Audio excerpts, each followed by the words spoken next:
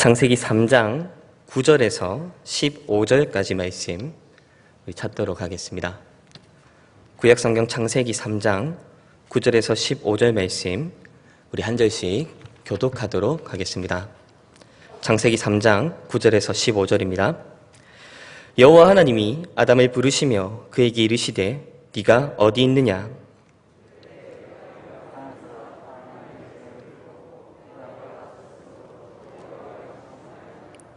이르시되 누가 너의 벗었음을 네게 알렸느냐?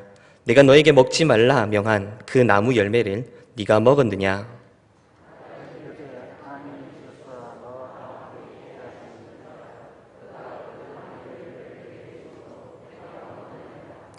여호와 하나님이 여자에게 이르시되 네가 어찌하여 이렇게 하였느냐? 여자가 이르되 뱀이 나를 꿰므로 내가 먹었나이다.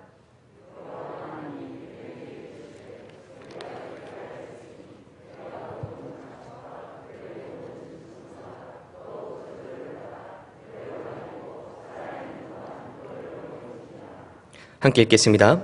내가 너로 여자와 원수가 되게 하고 내 후손도 여자의 후손과 원수가 되게 하리니 여자의 후손은 내 머리를 상하게 할 것이요 너는 그의 발꿈치를 상하게 할 것이니라 하시고.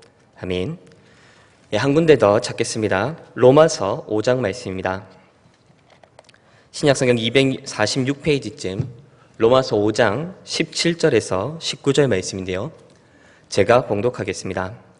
로마서 5장 17절에서 19절입니다. 한 사람의 범죄로 말미암아 사망이 그 한 사람을 통하여 왕노릇하였은즉 더욱 은혜와 의의 선물을 넘치게 받는 자들은 한 분 예수 그리스도를 통하여 생명 안에서 왕노릇하리로다. 그런즉 한 범죄로 많은 사람이 정죄에 이른 것 같이 한 의로운 행위로 말미암아 많은 사람이 의롭다 하심을 받아 생명에 이르렀느니라. 한 사람이 순종하지 아니함으로 많은 사람이 죄인 된 것 같이 한 사람이 순종하심으로 많은 사람이 의인이 되리라. 아멘.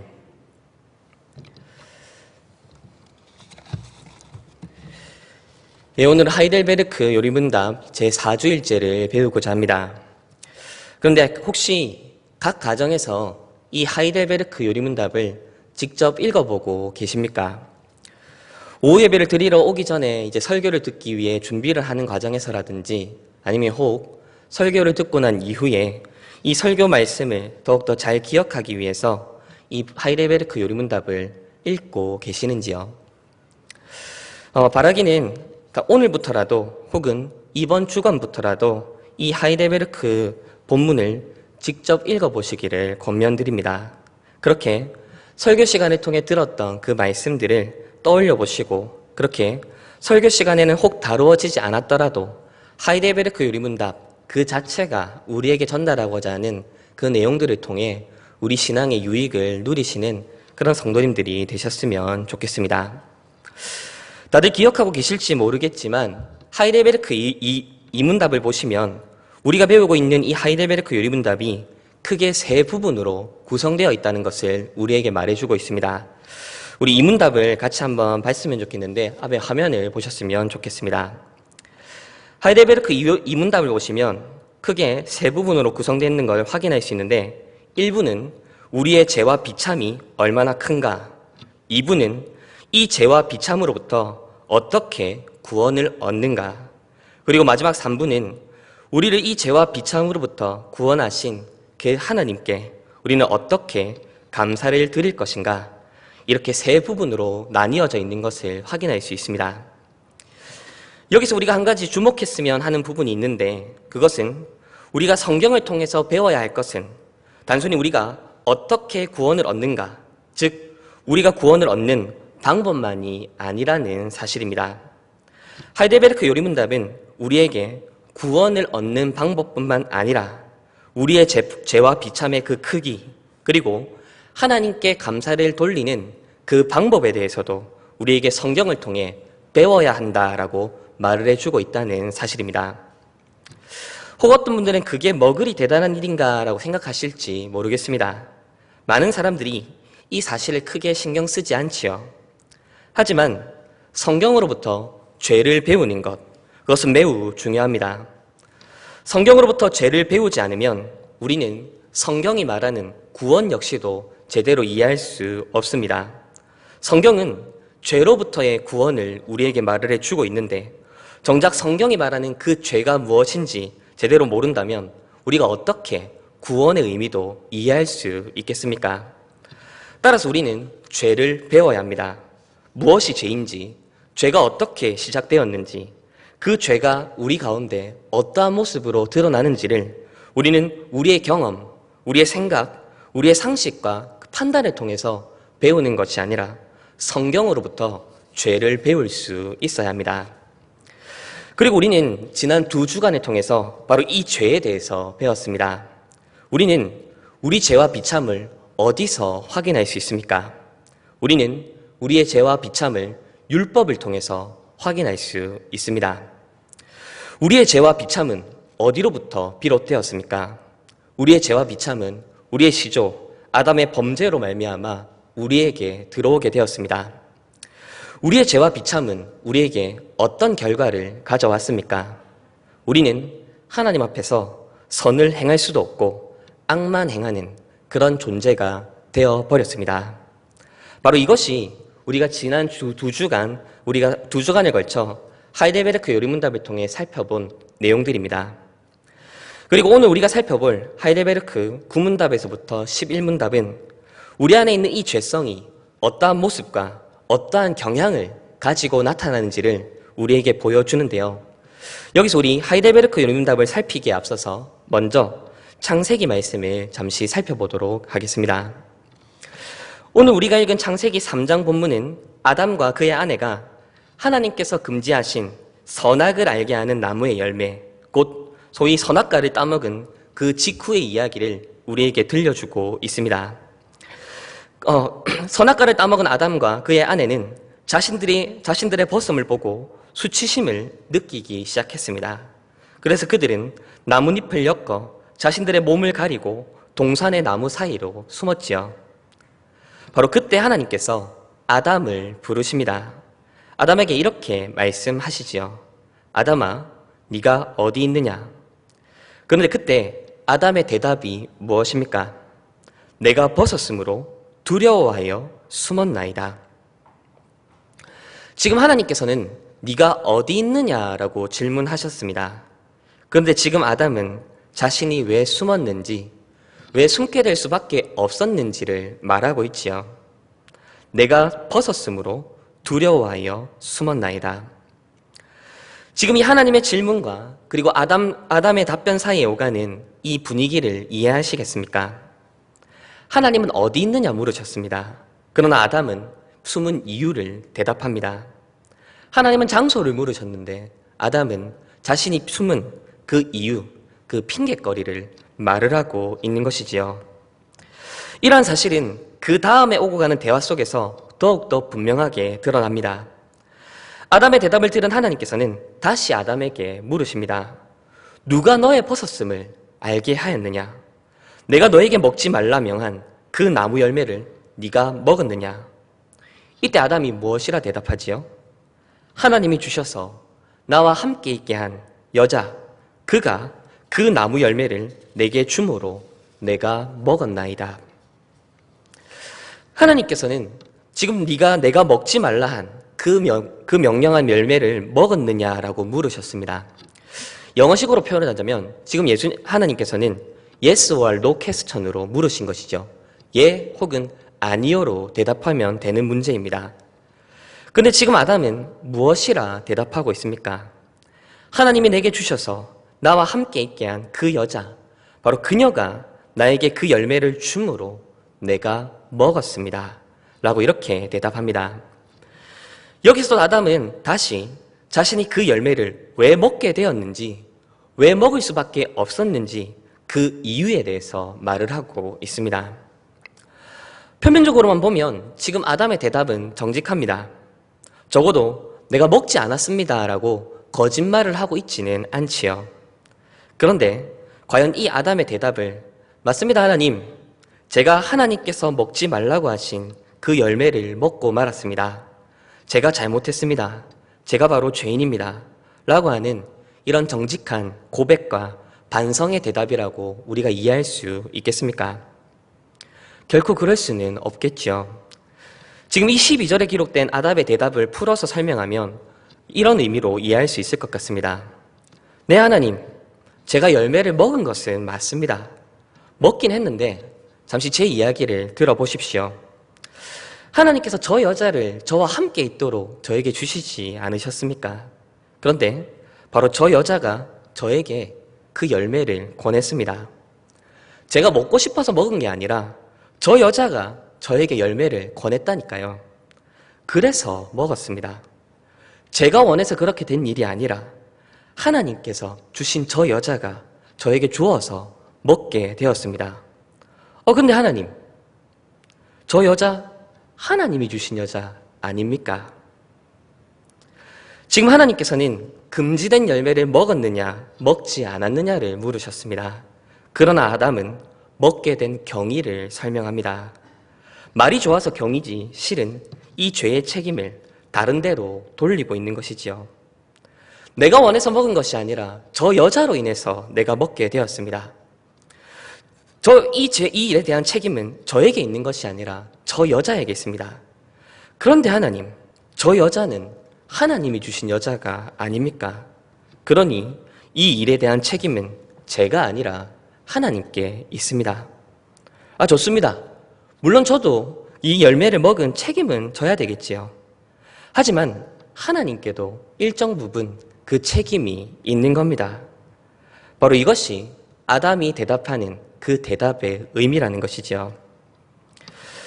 여기서 한 가지 섬뜩한 것은 지금 이 대화가 바로 아담이 범죄한 직후에 이루어지고 있는 대화라는 사실입니다. 아담이 죄를 저지른 이후에 시간이 많이 흘러서 아담이 점점 부패하고 타락해 가면서 이런저런 죄에 대한 핑곗거리를 배우거나 익혔기 때문에 지금 이런 대답을 하는 것이 아니라 지금 아담은 범죄하여 타락하자마자 본성적으로 하나님을 향해 핑계를 대며 자신의 죄의 책임을 하나님께로 전가하고 있는 것이지요. 그리고 바로 이것이 성경이 우리에게 말해주는 죄의 경향성입니다. 죄의 본질은 무엇입니까? 우리가 지난주 오후의 시간에 배웠던 것처럼 죄의 본질은 내 스스로가 하나님의 위치에 올라서려고 하는 것입니다. 내 스스로 하나님과 같이 되어 하나님의 자리에서 모든 것을 판단하려 하는 것, 바로 이것이 죄의 본질이라고 우리는 배웠습니다. 그렇다면 죄의 본성은 무엇입니까? 그것은 우리의 선함을 내세우고 하나님의 불의함을 찾아내려는 시도입니다. 우리의 죄 없음을 주장하고 하나님의 부당함을 고집하려 드는 것이지요. 우리의 죄에 대한 책임을 우리 스스로가 지려고 하는 것이 아니라 조금이라도 하나님께 돌리려고 하는 것, 바로 이것이 죄가 드러나는 모습이라는 것입니다. 그리고 우리가 오늘 살펴보려고 하는 이 하이델베르크 요리문답 9에서 10문의 내용도 바로 이 우리 안에 있는 이 죄의 성향들이 고스란히 잘 반영되어 있습니다. 하이델베르크 구문답을 살펴보려고 하는데 우리 그 전에 이 구문답의 배경이 되는 8문답의 내용에 대해서 먼저 살펴보겠습니다. 우리 지난주에 살펴보았지만 우리 8문의 내용을 함께 읽어볼까요? 하이델베르크 요리문답 8문의 내용입니다. 그렇다면 우리는 그토록 부패하여 선은 조금도 행할 수 없으며 온갖 악만 행하는 성향을 지니고 있습니까? 이제 답을 살펴봐야 되는데 우리 답을 살피기에 앞서서 먼저 질문 자체에 한번 주목해 봅시다. 지금 이 질문을 읽으면서 우리 성도님들께서는 어떤 인상을 받으십니까? 저는 개인적으로 이 질문을 읽으면서 지금 이 질문을 던지는 사람이 굉장히 악에 받쳐 있는 것 아닌가 그런 인상을 받았습니다. 그래서 이 질문하는 사람은 굉장히 강하게 질문을 하고 있습니다. 우리가 그토록 부패하여 선은 조금도 행할 수 없고 온갖 악만 행하는 그런 성향을 지니고 있습니까? 이렇게 묻는 듯한 인상이 든다는 것이지요. 지금 이 질문자의 의도는 이런 것 같습니다. 설마 이렇게까지 극단적으로 물었는데 과연 뭐라 대답하는지 내가 한번 들어보겠다. 이런 식으로 질문하고 있는 것이지요. 그런데 흥미로운 것은 이 8문의 질문에 대한 하이델베르크의 의문답, 즉 성경의 답변입니다. 우리 답변을 같이 한번 읽어보도록 하겠습니다. 같이 읽겠습니다. 그렇습니다. 우리가 성령으로 거듭나지 않는 한 참으로 그렇습니다. 8문의 질문을 던진 사람은 지금 마음이 불편합니다. 성경이 계속해서 우리의 죄를 지적하고 고발하고 들추어내는 이 상황이 마음에 들지 않습니다. 그래서 어떻게 해서든 성경이 죄에 대해서 말하는 이 내용들에 대해서 꼬투리를 잡고 싶어 하는 것이지요. 그래서 매우 단정적이고 극단적인 표현으로 죄가 가져온 결과에 대해서 물었습니다. 정말 우리가 그렇게까지나 부패하고 그렇게까지나 무능하고 그렇게까지나 악합니까? 그런데 성경은 매우 단호하게 대답합니다. 그렇습니다. 우리는 결코 선을 행할 수 없으며 온갖 악만 행하도록 전적으로 부패하고 타락했습니다. 이 답변을 들은 질문자는 지금 매우 당황스럽습니다. 설마 그 정도는 아니겠지라는 의미로 물었는데 실로 그러하다라고 하는 대답을 들은 것이지요. 그리고 이 당황스러움은 다시금 이 질문자로 하여금 다른 핑곗거리, 다른 꼬투리를 잡도록 만들고 있습니다. 그리고 바로 이런 배경에서 구문의 질문이 나온 것이지요. 구문의 질문은 이렇습니다. 하나님께서 사람이 행할 수 없는 것을 그의 율법에서 요구하신다면 이것은 부당한 일이 아닙니까? 지금 이 8문답의 내용과 연결해서 보면 구문의 질문의 내용은 이런 의미입니다. 조금 전에 우리가 전적으로 부패했고 선을 행할 능력은 조금도 없으며 온갖 악만 행할 그런 성향을 지니고 있다 대답하셨죠. 좋습니다. 그렇다면 그런 죄인으로 태어나는 우리에게 하나님께서 율법에서 말하는 그 의와 그 선을 요구하는 것은 너무 부당한 것 아닙니까? 우리는 애초에 율법의 요구를 이룰 만한 능력이 없이 태어났는데 그런 율법의 요구를 기준으로 삼아 우리를 죄인이라고 말하는 것은 너무 부당하지 않습니까? 바로 이것이 하이델베르크 구문이 던지는 질문입니다. 단순하고 강하게 표현하자면 내가 지금 이 모양 이 꼴인데 어쩌라는 겁니까? 바로 이런 질문이라고 할 수 있겠지요. 지금 질문자는 8문을 통해서 그래도 우리가 그 정도로 무능하고 악한 죄인은 아니지 않습니까? 라고 질문을 했습니다. 그러나 성경은 우리는 실로 그렇게나 무능하고 악한 죄인입니다. 라고 대답을 합니다. 그러자 질문자는 그렇다면 그런 무능하고 악한 죄인으로 태어나는 우리에게 율법의 요구를 요구하는 것은 하나님께 문제가 있는 것이 아닙니까? 라고 질문합니다. 내가 죄인이라는 그 사실이 아니라 하나님의 부당함에 주목하고 싶어 하는 것이지요. 이 질문에 대해 성경은 이렇게 답변합니다. 우리 구문답의 답변을 같이 한번 읽어보겠습니다.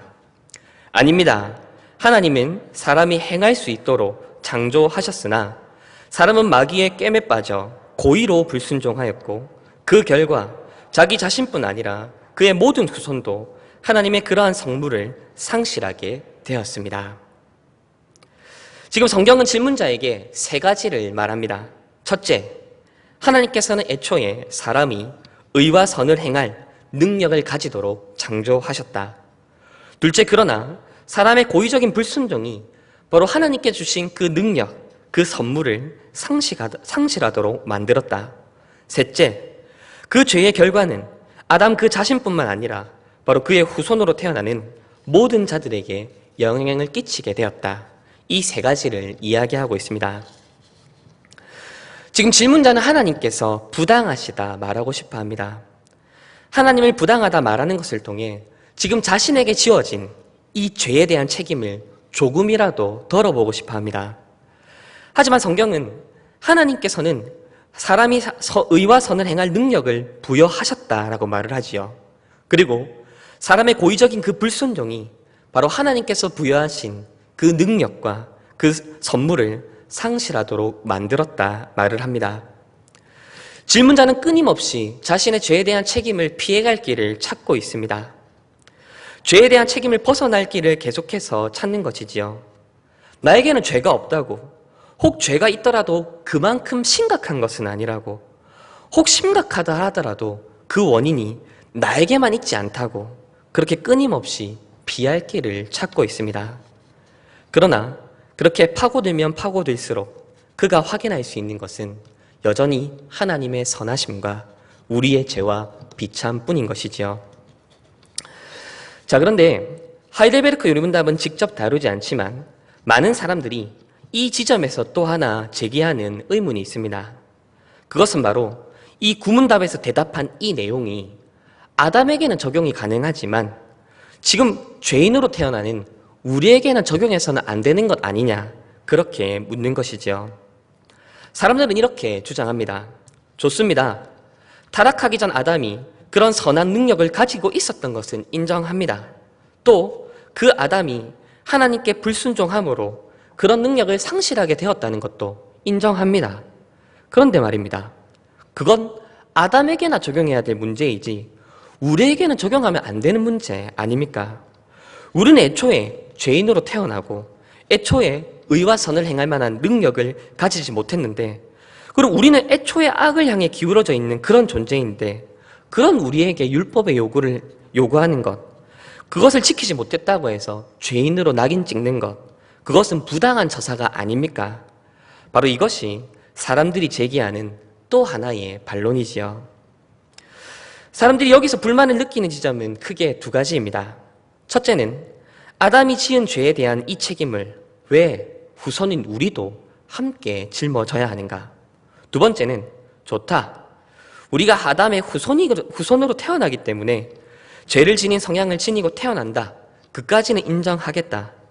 하지만 그렇다면 오히려 하나님께서는 그런 우리의 상태를 감안하셔야 되는 것 아니냐. 우리는 처음부터 타락한 존재이며 율법의 요구와 의와 선을 행할 수 없는 그런 존재이고 악을 향해 그토록 기울어져 있는 존재인데, 그런 우리에게 우리가 죄를 지었다고 해서 하나님께서 진노와 저주, 영원한 심판을 내리는 것은 부당한 것이 아니냐. 바로 이것이 사람들이 제기하는 불만이지요. 우선 여기서 제기된 두 불만 중에 두 번째 불만에 대해서 먼저 살펴봅시다. 이들은 아담의 원죄와 그 원죄의 결과에 대해서는 인정하고 받아들입니다. 하지만 그렇다면 오히려 하나님께서는 그런 죄와 비참 가운데 태어나는 그런 우리, 그렇게 율법의 요구를 이룰 수 없고 죄와 악으로 기울어져 있는 그런 우리의 상태를 감안하시고 우리를 배려하셔야 된다, 그렇게 생각을 합니다.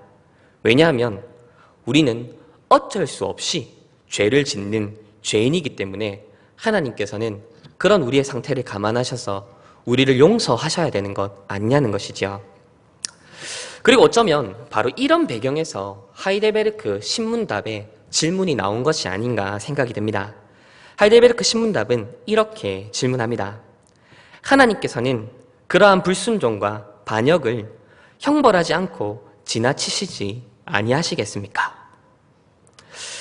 이 질문의 의미는 이렇습니다. 하나님, 우리는 아담의 범죄로 인해 죄 가운데 출생합니다. 그래서 우리가 죄를 짓는 것은 어쩔 수 없습니다. 그러니 죄인으로 태어나서 죄를 짓는 우리의 이 불순종과 이 반역을 그냥 넘어가 주셔야 되는 것 아닙니까? 혹 이런 의미로 바로 이 신문답의 질문이 나온 것 아닐까요? 그러나 이러한 주장에 대해 성경의 답변은 매우 단호합니다. 우리 신문답의 답변을 같이 한번 읽어보겠습니다. 신문답의 답입니다. 결코 그렇지 않습니다.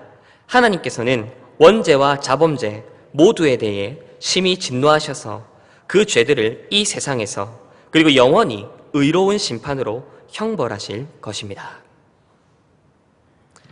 하나님은 죄를 심판하시는 하나님이십니다. 하나님은 죄에 대해서 심히 진노하십니다. 하나님은 죄를 미워하시고 혐오하십니다.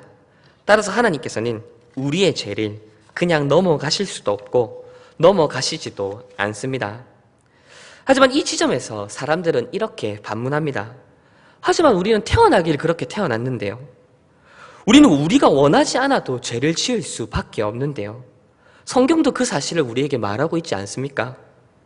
자, 그런데 말입니다. 여기서 우리는 우리 스스로를 정직하게 돌아볼 필요가 있을 것 같습니다. 정말 우리는 죄를 원하지 않는데 어쩔 수 없이 죄를 짓는 자들입니까?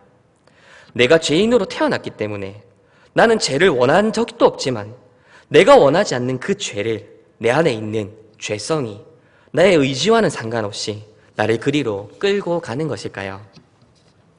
결코 그렇지 않습니다. 우리는 죄를 지을 수밖에 없는 존재로 태어나는 것은 분명합니다. 하지만 그렇다고 해서 우리가 원하지도 않는데 죄를 짓는 것은 아니라는 것이죠. 우리는 죄를 원합니다. 우리는 죄를 갈망합니다. 우리의 갈망이 바로 그 죄의 자리로 인도를 하는 것이죠. 한 가지 예를 들어보겠습니다. 한 통계 자료에 따르면 흡연자들 중에 약 90% 이상이 금연을 결심한다고 합니다. 그리고 그렇게 금연을 결심한 사람들 중에 70%에서 80%가 금연에 실패한다고 합니다. 설교 시간에 담배와 금연에 대해 얘기해 죄송합니다. 그런데 여기서 한 가지 질문을 드려보겠습니다. 이렇게 금연을 결심했다가 실패하여 다시 담배를 피우게 되는 이 사람들은 담배를 피우기 싫은데도 피우는 것입니까? 아니면 담배를 피우고 싶어서 다시 피우는 것입니까? 분명 이들은 금연을 결심할 만큼 담배를 끊고 싶어 합니다.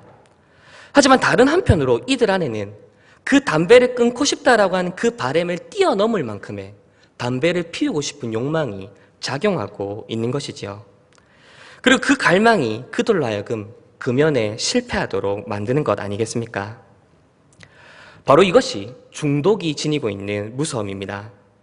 한편으로는 담배를 끊고 싶지만 그러나 그 금연을 향한 욕망보다 더 큰 흡연에 대한 욕망이 그들 안에서 작용하므로 그들로 흡연의 자리로 나아가도록 만드는 것이지요. 우리 안에 죄성이 발현되는 모습도 이와 유사합니다. 분명 우리는 죄인으로 태어납니다. 우리는 죄를 지을 수밖에 없는 존재이고 죄를 향해 기울어져 있는 것 분명합니다. 율법이 요구하는 그 의와 선을 행할 능력이 없는 것도 분명하지요. 하지만 그렇다고 하여 우리가 단 한 번도 죄를 원한 적 없는데 어쩔 수 없이 수동적으로 끌려가서 죄를 짓게 되는 것은 결코 아니라는 것이죠. 우리는 죄를 원합니다. 우리는 죄를 갈망하고 그렇게 죄를 지을 수밖에 없는 존재라고 해서 어쩔 수 없이 마지못해 수동적으로 죄에게 끌려가기만 하여 죄를 짓는 것이 아니라 담배에 중독된 그 중독자가 금연을 결심하였음에도 흡연의 자리로 나아가는 것처럼 우리는 죄를 갈망하고 죄를 원하여 죄를 짓는 것입니다. 따라서 우리는 우리의 죄에 대한 책임을 결코 핑계할 수 없습니다. 우리는 우리의 죄에 대한 책임을 결코 하나님께 그리고 아담에게만 돌릴 수 없는 것이지요. 우리 모두는 죄에 중독되어 죄를 갈망하는 가운데 죄를 짓는 그야말로 죄인들입니다. 이어서 첫 번째 반론에 대해서도 살펴볼까요? 이들은 애초에 아담의 범죄로 말미암아 그 모든 후손이 타락하고 죄인으로 태어난다라고 하는 이 사실 자체를 인정하고 싶어 하지 않습니다. 왜 아담이 저지른 그 죄의 결과를 그의 후손인 우리가 담당해야 되느냐 그렇게 묻는 것이죠. 이에 대한 성경의 답변은 하나님께서 아담을 모든 인류의 혈통적 조상이자 동시에 언약의 대표로 세우셨기 때문이다 그렇게 말을 합니다. 하나님께서는 아담을 우리의 혈통적 조상일 뿐만 아니라 우리 모든 인류의 언약적 대표로 세우셨습니다. 따라서 하나님께서는 아담이 저지른 그 죄를 단순히 아담 개인의 죄로 여기시는 것이 아니라 모든 인류의 대표로서 지은 범죄로 여기시는 것이지요. 그래서 아담이 저지른 그 죄의 결과는 아담 개인에게뿐만 아니라 이후에 그의 후손으로 태어나는 모든 사람에게도 영향을 끼치게 된 것입니다. 하지만 사람들은 여기에서도 여전히 불만을 가집니다. 왜냐하면 아담을 모든 인류의 언약의 대표로 세우는 일은 하나님께서 일방적으로 정한 것 아니냐는 것입니다. 우리가 아담을 우리의 대표로 세운 일이 없기 때문이죠. 나는 아담을 우리의 대표로 세운 적도 없고 인정한 적도 없고 우리가 투표를 해서 선출한 적도 없는데 왜 아담을 우리의 언약의 대표로 우리가 여겨야 되는 거냐라는 것이죠. 이러한 반론에 대해서 성경의 답변은 한편으로는 굉장히 냉정합니다. 아담을 모든 인류의 언약의 대표로 삼는 것은 전적으로 하나님의 주권의 영역이다.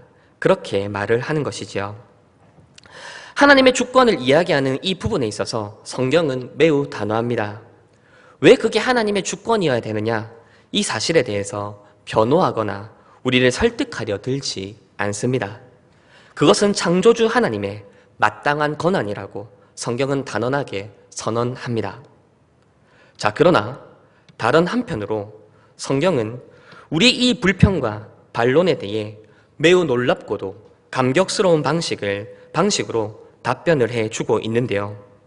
그것은 이 모든 인류가 죄와 비참 가운데 빠지도록 만든 바로 그 원리를 또한 하나님께서는 온 인류를 구원하시는 원리로 적용하시고 사용하신다는 사실입니다. 우리 창세기 3장 15절 말씀을 다시 한번 읽어볼까요? 창세기 3장 15절 말씀은 이런 내용입니다. 내가 너로 여자와 원수가 되게 하고 네 후손도 여자의 후손과 원수가 되게 하리니 여자의 후손은 네 머리를 상하게 할 것이요 너는 그의 발꿈치를 상하게 할 것이니라. 아멘. 아담이 범죄한 이후 그는 즉각 죄와 비참 가운데 빠져들어갔습니다. 그리고 하나님과의 대화 가운데 그는 자신이 빠진 이 죄와 비참의 모습을 고스란히 드러냈지요. 죄를 인정하지 않고 오히려 그 죄에 대한 책임을 하나님께로 돌리려 들었습니다. 자, 그런데 그때 하나님께서는 이 범죄하여 타락한 아담을 어떻게 대우하셨습니까? 그를 내치셨습니까? 혹은 즉각 그를 심판하시고 그를 영원한 지옥으로 던져 넣으셨습니까? 아닙니다. 방금 우리가 읽은 말씀과 같이 하나님께서는 그 범죄하여 타락한 아담 그리고 그의 후손들을 위해 새로운 언약을 선언해 주셨습니다. 그 언약은 바로 여자의 후손을 그들을 위해 보내주시겠다는 약속입니다. 실패한 아담을 대신하여 아담 안에서 범죄하여 타락한 모든 인류를 구원할 새로운 아담, 곧 여자의 후손을 보내주시겠다고 하나님께서 약속하신 것이죠. 그리고 때가 참에 하나님께서 약속하신 그 여자의 후손, 곧 둘째 아담이 이 땅 가운데 오셨습니다. 이 둘째 아담은 첫째 아담과는 달리 실패하지 않으십니다. 이 여자의 후손은 우리의 또 다른 언약의 대표로서 하나님께서 요구하시는 모든 요구를 만족시키셨습니다. 우리를 대신하여 의를 이루시고 우리를 대신하여 선을 행하여 주셨지요. 그리고 바로 이 여자의 후손, 이 새로운 아담이 바로 우리 구주 예수 그리스도이십니다. 하나님께서 예수님을 우리의 새로운 언약의 대표로 삼아 주셨습니다. 우리의 새로운 이 언약의 대표이신 그리스도께서 우리를 대신하여 죄의 짐을 짊어지셨고 우리를 대신하여 죄의 형벌을 당하셨으며 우리를 대신하여 순종하셨고 우리를 대신하여 의를 이루시고 우리를 대신하여 우리의 구원을 이루셨습니다. 그리고 바로 이것을 오늘 우리가 읽은 로마서 5장 17절에서 19절 말씀이 이렇게 표현하고 있는데요. 우리 로마서 5장 17절에서 19절 말씀을 우리 함께 읽어보도록 하겠습니다. 로마서 5장 17절에서 19절입니다. 한 사람의 범죄로 말미암아 사망이 그 한 사람을 통하여 왕노릇하였은즉 더욱 은혜와 의의 선물을 넘치게 받는 자들은 한 분 예수 그리스도를 통하여 생명 안에서 왕노릇하리로다. 그런즉 한 범죄로 많은 사람이 정죄에 이른 것 같이 한 의로운 행위로 말미암아 많은 사람이 의롭다 하심을 받아 생명에 이르렀느니라. 한 사람이 순종하지 아니함으로 많은 사람이 죄인 된 것 같이 한 사람이 순종하심으로 많은 사람이 의인이 되리라. 아멘. 사람들은 하나님께서 아담을 우리의 언약의 대표로 삼은 것에 대해서 불만을 품습니다. 우리가 인정한 적도 없고 우리가 세운 적도 없는 그런 언약의 대표를 왜 우리가 인정하고 받아들여야 되는 것이냐는 것이죠. 그때 성경은 우리에게 이렇게 대답합니다. 너희가 원한 적 없고 너희가 기대한 적도 없고 너희가 바란 적 없지만 나는 나의 독생자 그를 너희를 위한 새 언약의 대표로 삼았노라. 그가 너희를 대신하여 너희 죄를 담당할 것이며 그가 너희를 대신하여 너희를 위한 의를 이룰 것이며 그가 너희를 대신하여 너희의 구원을 이루리라. 바로 이것이 우리의 우문, 우리의 어리석은 질문에 대한 성경의 지혜로운 답변입니다. 이제 말씀을 맺겠습니다. 우리는 성경과 하이델베르크 요리문답을 통해 우리의 죄성이 발휘되고 드러나는 그 경향성, 그 모습에 대해서 살펴보았습니다. 범죄하여 타락한 죄인의 가장 큰 특징은 스스로의 죄를 인정하지 않는다는 사실입니다. 혹 죄를 인정하더라도 그렇게까지나 심각한 죄인이라고 스스로 여기지 않습니다. 혹 심각한 죄인이라는 것을 인정한다 하더라도 그 죄에 대한 책임을 하나님께로 돌리려 드는 것이죠. 그러나 기억합시다. 성경이 말하는 바를 따라 죄가 죄로 드러나는 그곳에 바로 하나님의 구원의 은혜와 역사가 드러납니다. 하나님께서는 사람들이 가장 불만스러워하는 바로 그 지점에서 당신의 구원의 역사를 이루셨습니다.